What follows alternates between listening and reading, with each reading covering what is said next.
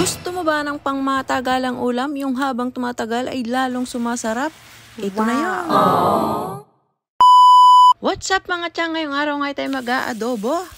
Isa sa pinakapaborito kong lutuin na food ay itong pork adobo. Bukod sa napakasarap ay comforting at napakadali pang lutuin. Wow! Kaya nga siguro mga tiyang kaunti na lang ay pwede na rin akong i-adobo. Char! Pero alam niyo ba mga tiyang, itong ulutong adobo ang una kong natutunan? Nung wala pa akong masyadong alam na luto, adobo sa puti pa ngayon. Kasi sa Quezon, oso yung ini-stack yung adobong puti. Yung ilalagay mo sa Tupperware kasama yung mantika. Pero ang tawag ng iba doon ay sangkotsa. Pwede mo nga yun i-stack at hindi basta-basta ito napapanis. At pag may stack ka nga nito mga tiyang, pwede mo siyang araw-araw ipanglahok, araw-araw ka mag-isa. Ginisang kamote, ginisang kangkong, ginisang pako, pwede mo siyang ilahok. At pag may ganun nga kami mga tiyang, ay natagal yun ng 1 week. Kaya 1 week din kami nakakarne. Sosyal. Wow.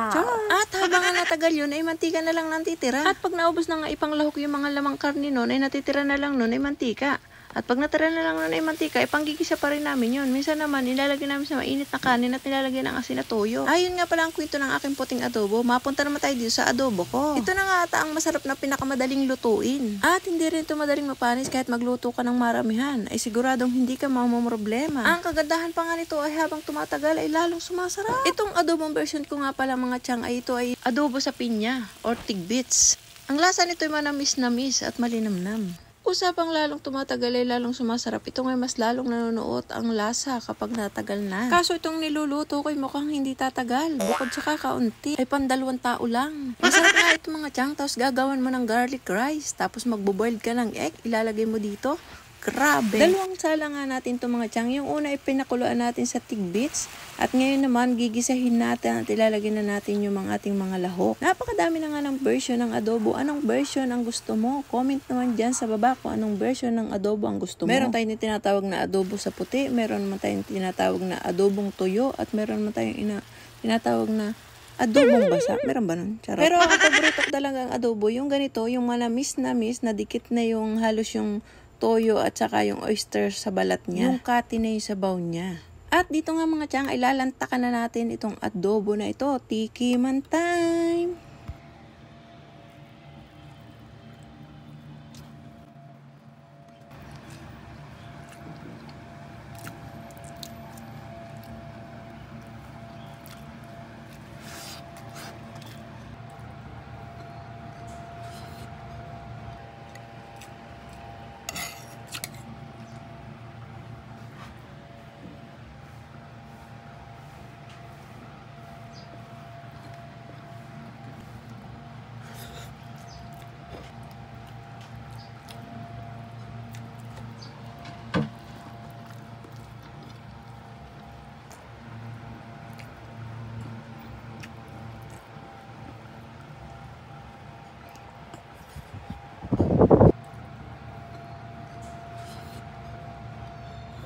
Kung nalaway ka nga sa aking luto ngayon, huwag mo makalimutang mag-follow mga tiyan para mapanood na pa ang next video ko ng mga walang kwenta. Charot!